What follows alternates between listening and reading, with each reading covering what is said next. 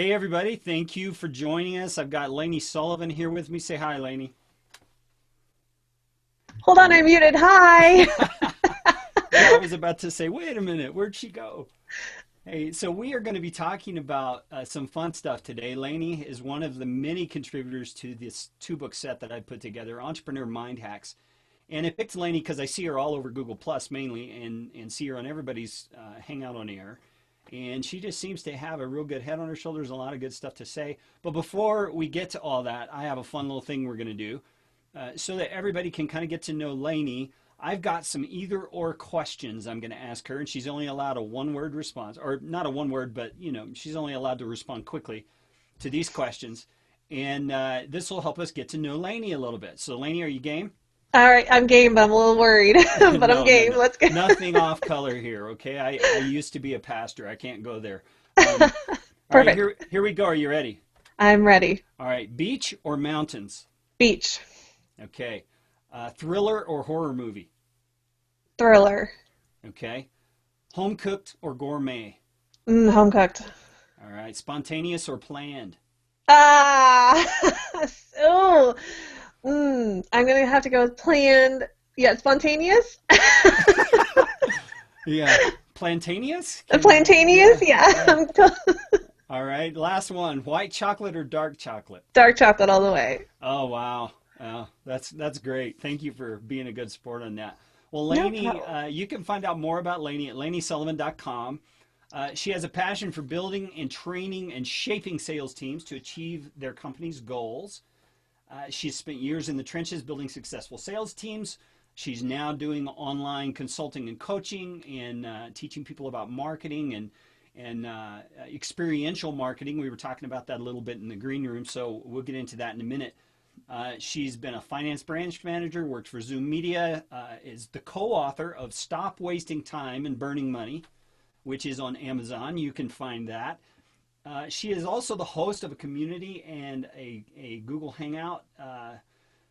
Let me make sure I'm getting this right here, Laney. Reach, Connect, Uplift Women. Is that right? Yes, that's correct. And that's like a new rebranded thing, correct? It is. We were operating under those four girls last year, and I kind of got a hankering to rebrand to make sure that the name and match the mission. So the name now Okay. matches the mission, but we had to start from ground zero. So Yeah, come join us. well, since the name matches the mission, tell us what the mission is.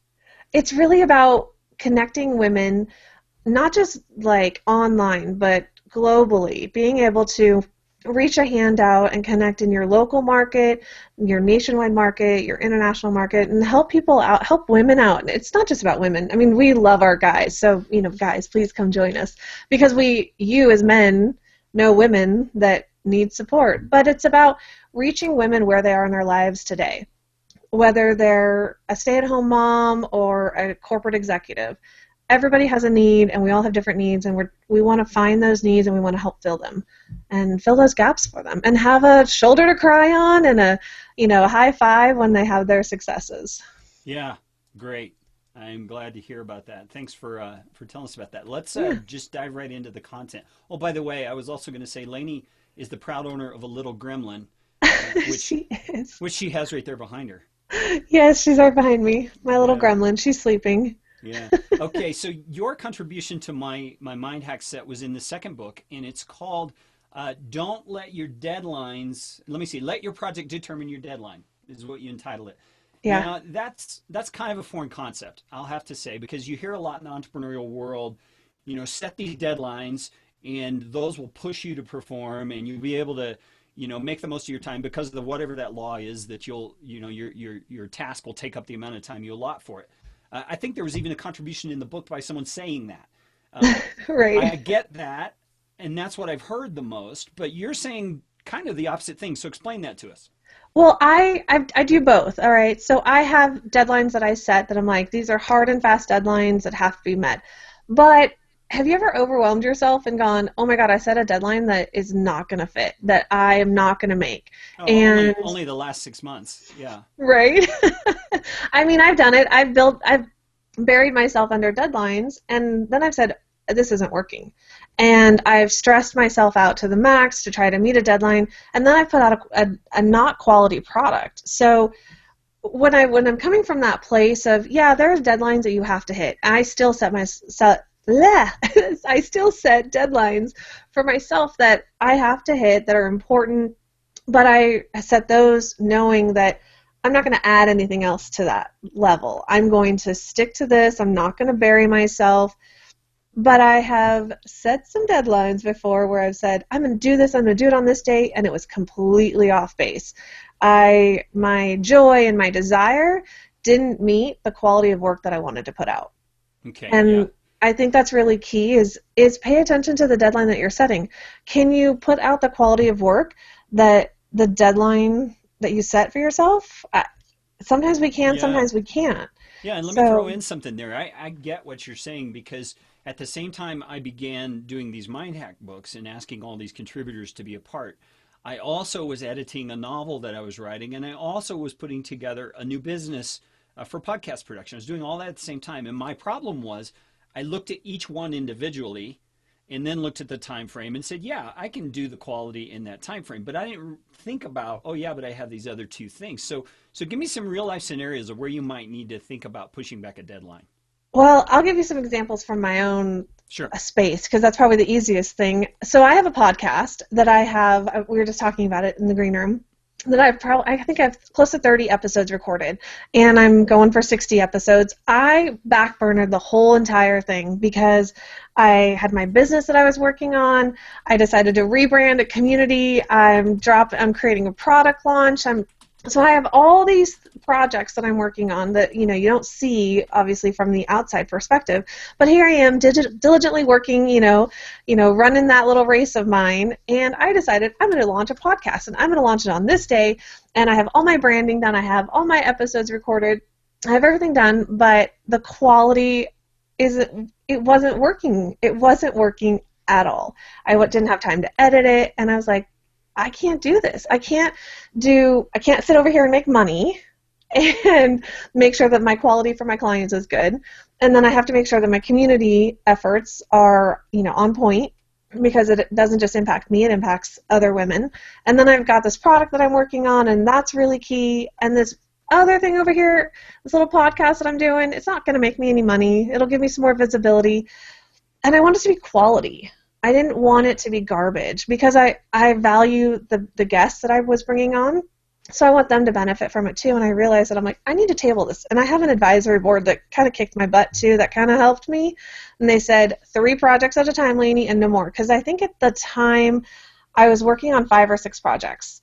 And I'm a multitasker. I'm efficiency queen.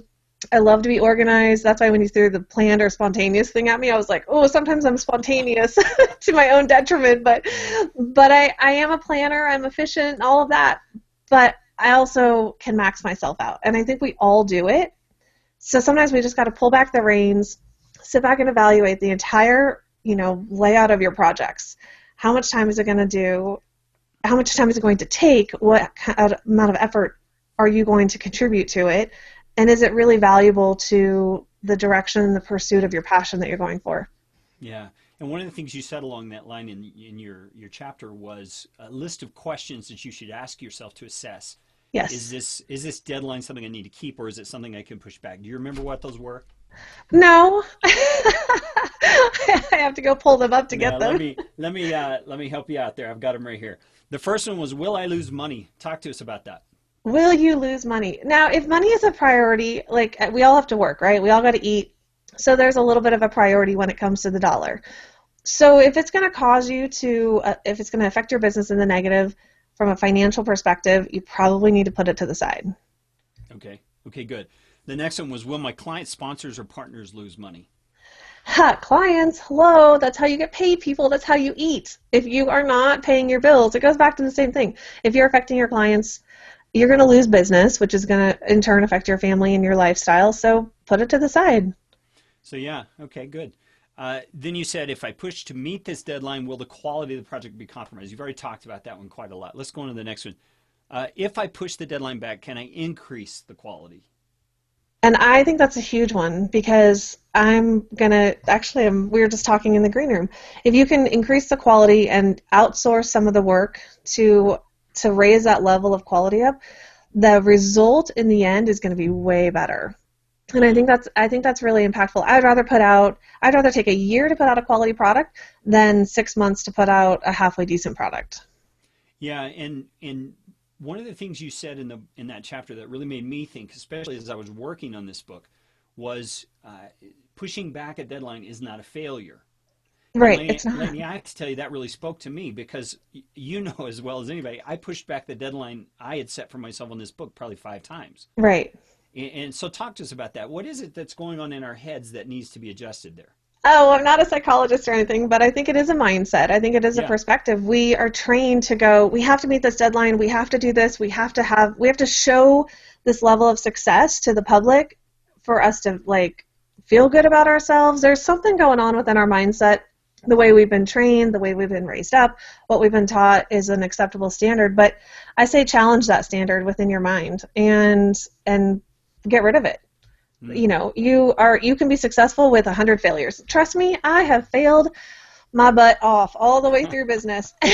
yeah, yeah, But I've learned so much that I don't feel like a failure. And I know I'm not a failure. Like, I have clients, I make money, I'm a businesswoman, I have a community, I have people that support me. There's no way I'm a failure. There's yeah, just no way. And God didn't make junk, so, stop yeah, it. yeah. That's Um, good. That's good. Well, I appreciate you saying you're not a psychologist, and I'm not either. But I have walked alongside people for 20 some years in a counseling setting, and I can tell you this: so many people that have that mindset that they can't if they don't meet this deadline or they don't match this condition they've set in their own mind, they're a failure. What they're not realizing is a lot of times that deadline or that condition they've set is arbitrary. It, Absolutely. It has, it's just a number or a date they picked. absolutely. And it's not based on facts. It's not, I mean, if it is based on facts, that's where you have to go through your questions and kind of reevaluate. Hmm. But a lot of people just set deadlines and there's no reason for it. They just thought, oh, yeah, that's a good time frame. Uh, Absolutely. I mean, that's how I set a lot of my things. I'm like, and I do. I don't put facts behind my time frames and my deadlines. I'm like, I want to do it by this date. This is the date that I want to hit. And then I have to evaluate, okay, am I going to actually hit it? yeah, So, and it's good to have an advisory board, a mastermind group, a coach, somebody that you can bounce these things off of to really keep you in check. It means you have to be open and vulnerable to those things and allow that group or that person to really pick it apart for you and really give you yeah, some different perspective. yeah, absolutely, absolutely. Um, you were talking in the book also about this issue, but you said, let me read the quote here. You said, don't get me wrong, we've all set deadlines out of excitement and exuberance and then realized we did it in haste, which equals carelessness. Hmm. Okay, we don't like to think of ourselves as being careless, but that does happen when it comes to setting deadlines. I mean, talk about that for a bit. Oh, absolutely.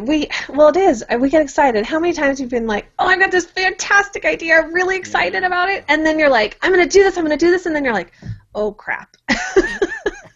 And you go, "Oh," and you tell everybody about it, and then you fall on your face and you're like, "Oh, let me just, walk away, hide. I'm embarrassed." And it is a careless thing. So when you get excited about something, I always like to table things for a little bit. Well, I can't say always.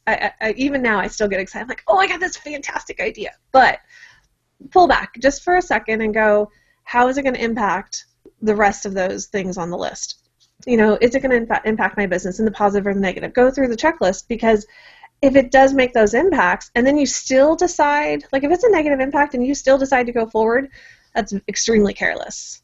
yeah, Because now you've just jeopardized the rest of your business or the rest of whatever it is, the rest of your projects. yeah, yeah. That's great. There's another thing that you talked about in your chapter where I think we don't think of enough, and you said what happens when life happens.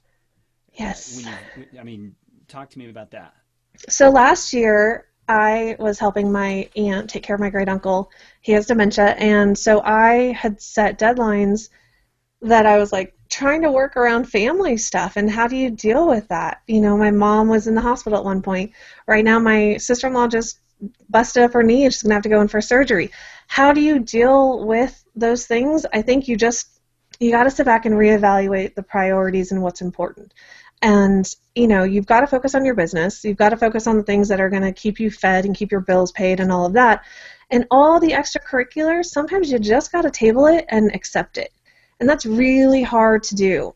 Trust me, I'm one of those people who will take on 20 projects and be like, I can do it. I'm good. And then I burn myself out or I miss a deadline or whatever. I mean, I'm as guilty as the rest for setting a deadline that doesn't work and pushing back. So, and that's where I've learned this process is let me just take a step back.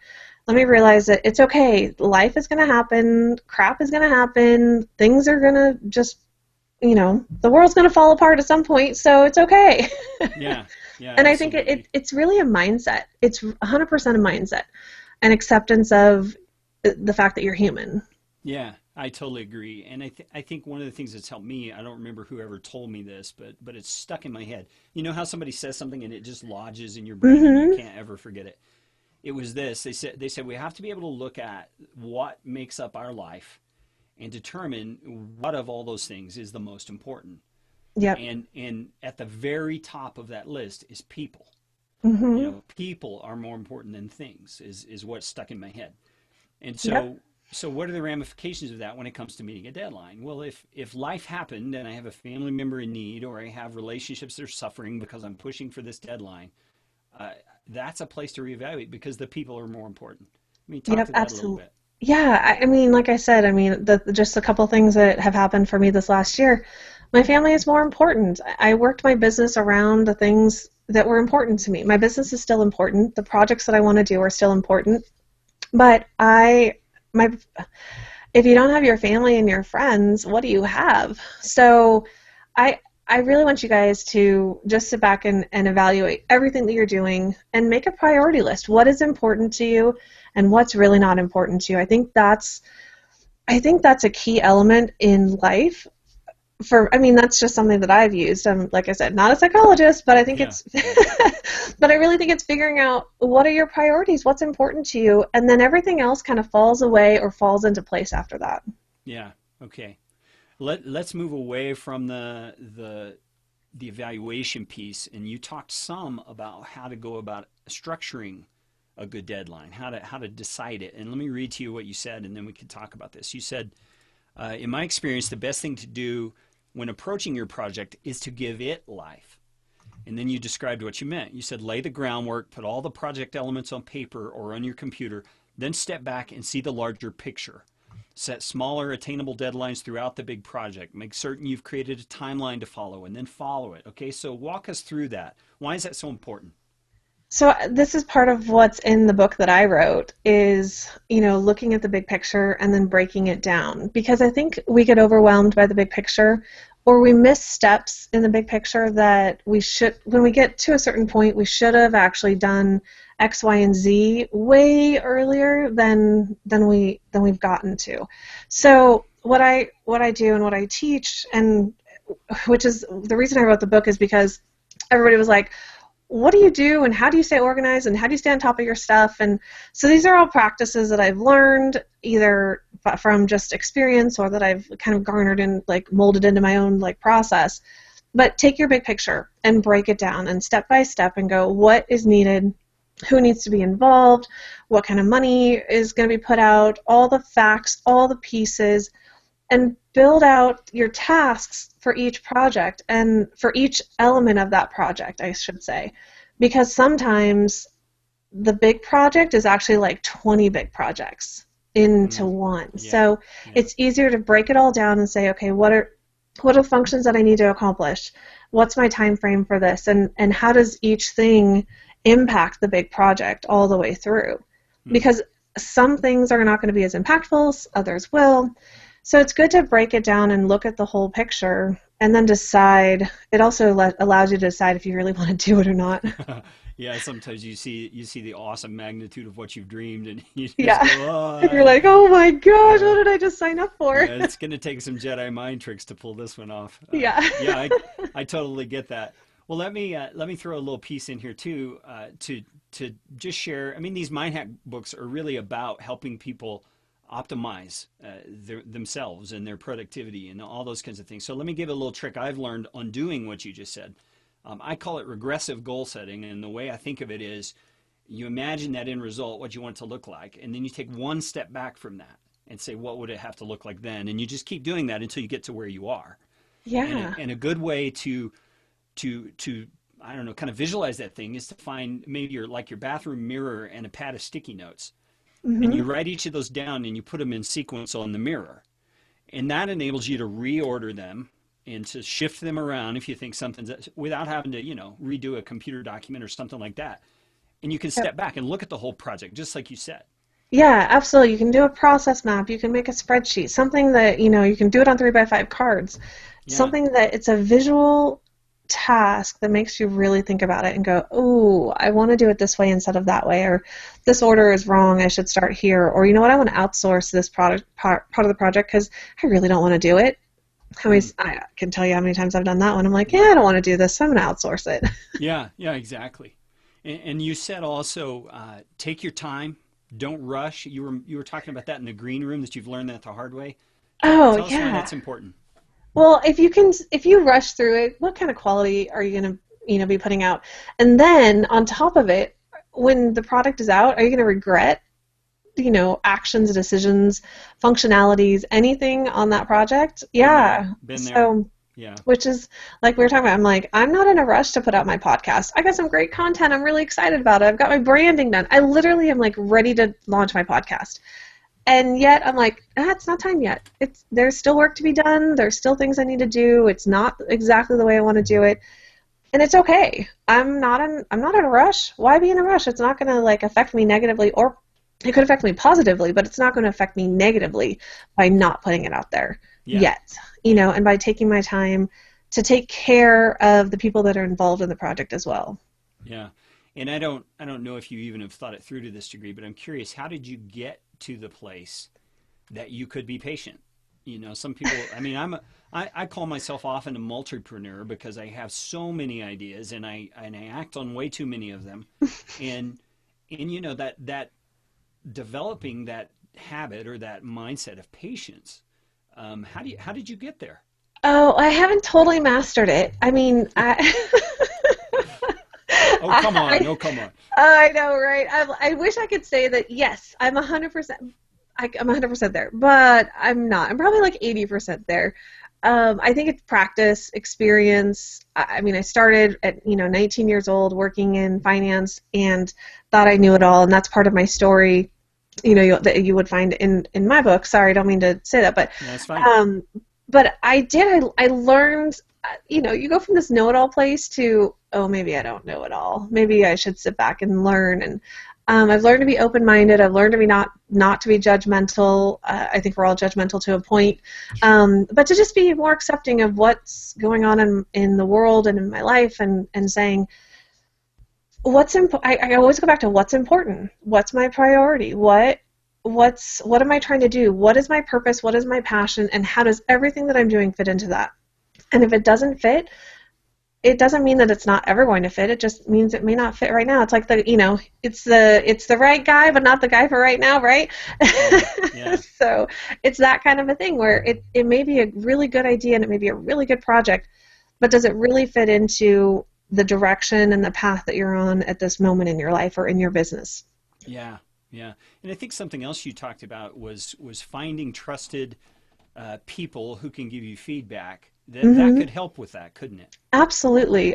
Yeah, it's good to be able to bounce things off of somebody you trust, not just a random group of people. It's got to be, for me, it's a very select few people that I go, hey, I want to do this. This is my idea. What do you think? Here's the pitfalls that I've found. Here's the benefits.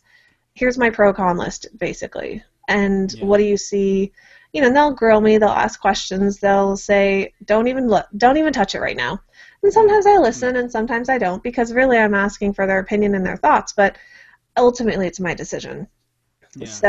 So you have to make a wise decision when it comes down to Yeah. it. Sure. And another suggestion you gave was surveying your audience. How does that figure into this whole process? Well, you can't be serving self-serving and serving to yourself because that's going to get you absolutely nowhere. Yeah. So I think you really have to look at what is the value that you're bringing to the table. And is it benefiting you only? Are you just doing it because you want to be in the public eye? Are you doing it because, you think people should listen to you? Or do you think you really have value that your audience can gain from, that they Mm. can pull from, that they can grow from. Do you have an experience? And I'm writing a post right now. I'm like, tell your story, because, and that's the way to stand out. Tell your story, because we all have different paths. We all have different experiences and stories that have gotten us to the point that we're in today. And somebody out there can benefit from your story and from your experience. But if you're just telling the same thing that everybody else is telling, you're not going to stand out. You're not serving your audience. You're just promoting the same old stuff. So I'm all about telling your story, sharing your experience, and making sure that it's valuable to those around you.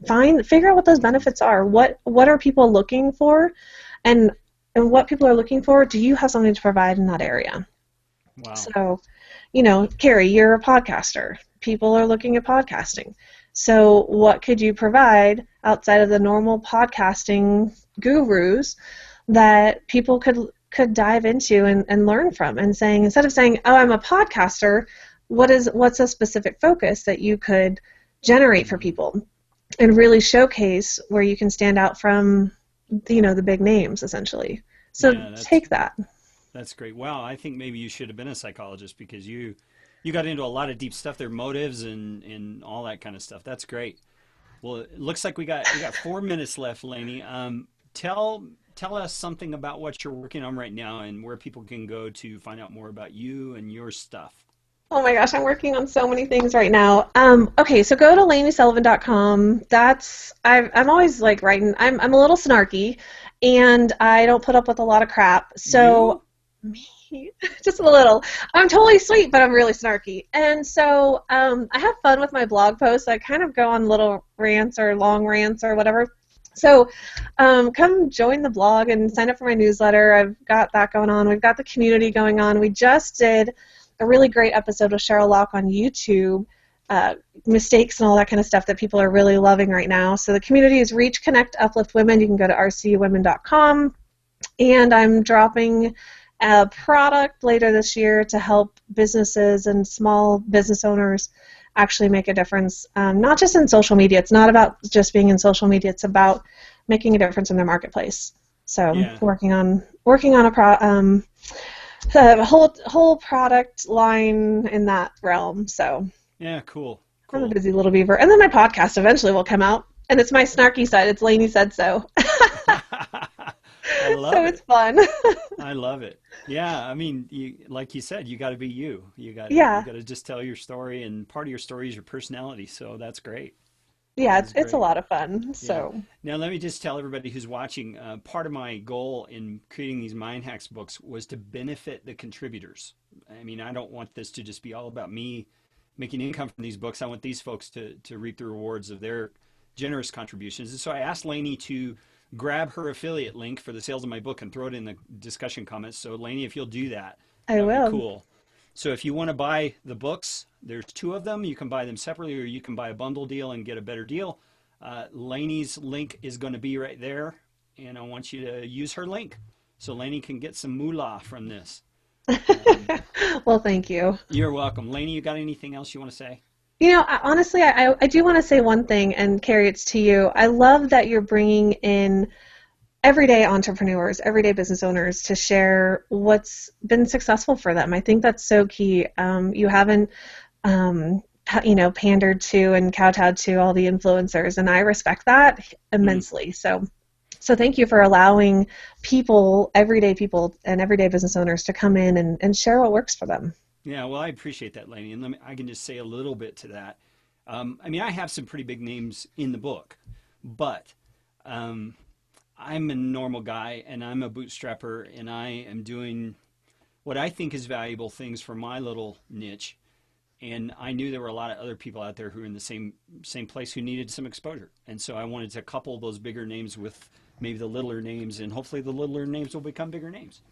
Yeah, it's beautiful the way you put it together. So, I massive respect to you on that. I appreciate that. That's very kind of you. So that's it. We're done with this edition of the Mind Hacks. This afternoon we have another one with Donnie Bryant, who is a copywriter and marketer, and he's just a really cool guy. You're going to love talking with Donnie. So join us again this afternoon for another HOA about entrepreneur mind hacks. Thanks, Laney. Thank you. Bye, Yeah, guys. chat with you later.